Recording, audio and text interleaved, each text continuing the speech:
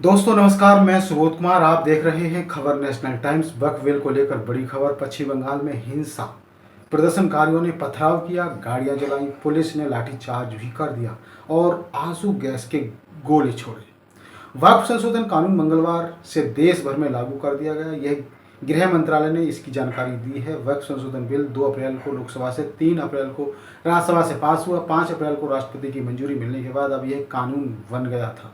इससे पहले पश्चिम बंगाल के मुर्शिदाबाद में मंगलवार शाम को वक्फ कानून के विरोध के दौरान हिंसा भड़क गई है। कई वाहनों को प्रदर्शनकारियों ने आग लगा दी। इसमें पुलिस की गाड़ियां भी शामिल हैं। प्रदर्शनकारियों से झड़प में कई पुलिसकर्मी घायल हैं।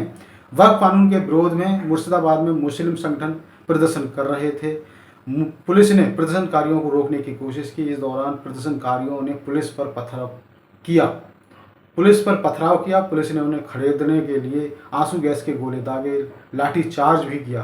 भीड़ हिंसक हो गई। लोगों ने पुलिस के वाहन और अन्य वाहनों में आग लगा दी। इसके बाद भारी पुलिस बल मौके पर तैनात किया गया।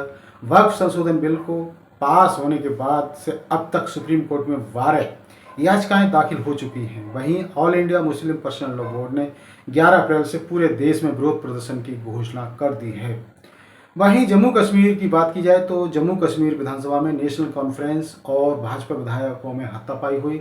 जम्मू कश्मीर विधानसभा मंगलवार को लगातार दूसरे दिन वक्फ कानून पर हंगामा हुआ। नेशनल कॉन्फ्रेंस के विधायकों ने सदन में बिल पर चर्चा की मांग करते हुए नारेबाजी की। इस दौरान एनसी नेशनल कॉन्फ्रेंस और भाजपा विधायकों के बीच धक्का मुक्की भी हुई। इससे पहले सोमवार को एनसी के विधायक ने सदन में वक्फ कानून की कॉपी फाड़ दी। एक एनसी विधायक ने अपनी जैकेट फाड़कर सदन में लहराई। इसके बाद स्पीकर ने सदन की कार्रवाई पूरे दिन के लिए स्थगित कर दी। नेशनल कॉन्फ्रेंस समेत अन्य दलों ने वक्फ कानून के खिलाफ नारेबाजी, रेजुलेशन लाने की बात कही थी। वक्फ कानून के खिलाफ सुप्रीम कोर्ट में 11 याचिकाएं दर्ज। नए वक्फ कानून की संवैधानिकता के खिलाफ जमीयत उलमा-ए हिंद के अलावा सुप्रीम कोर्ट में 7 अप्रैल तक 11 याचिकाएं दाखिल की जा चुकी हैं। जमीयत उलमा-ए-हिंद ने कहा कि हमारी राज्य इकाइयां भी हाई कोर्ट में कानून को चुनौती देंगी।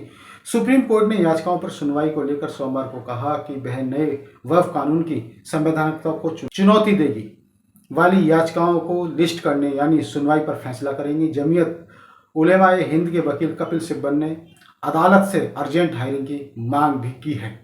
इस पर सीजेआई संजीव खन्ना ने कहा कि आप वकीलों से कहें कि हमें मेल या पत्र भेजें। इस पर सिब्बल ने कहा कि यह प्रक्रिया पूरी की जा चुकी है। दरअसल सुप्रीम कोर्ट में अर्जेंट हायरिंग के लिए रोल मेशनिंग यानी जुबानी अपील की व्यवस्था खत्म हो चुकी है। सिब्बल के बाद सीजेआई संजीव खन्ना ने कहा कि ठीक है, हम पत्र और मेल देखेंगे, इस पर फैसला लिया जाएगा, हम इन्हें लिस्ट करेंगे। मणिपुर में भाजपा नेता का घर जलाया गया, तोड़फोड़। मणिपुर के थोइबल जिले में रविवार को भीड़ ने नए वक्फ कानून का समर्थन करने पर भाजपा बीजेपी के अल्पसंख्यक मोर्चा के प्रदेश अध्यक्ष असगर अली मकाकायुम के घर में तोड़फोड़ की और आग लगा दी। वक्फ बिल पर मुस्लिम पर्सनल लॉ बोर्ड का विरोध। All India Muslim personal law board AIMPVL ने शनिवार को शाम वक्फ बिल के विरोध में 2 पेज का लेटर जारी किया। 11 अप्रैल से पूरे देश में विरोध प्रदर्शन करने की घोषणा की है।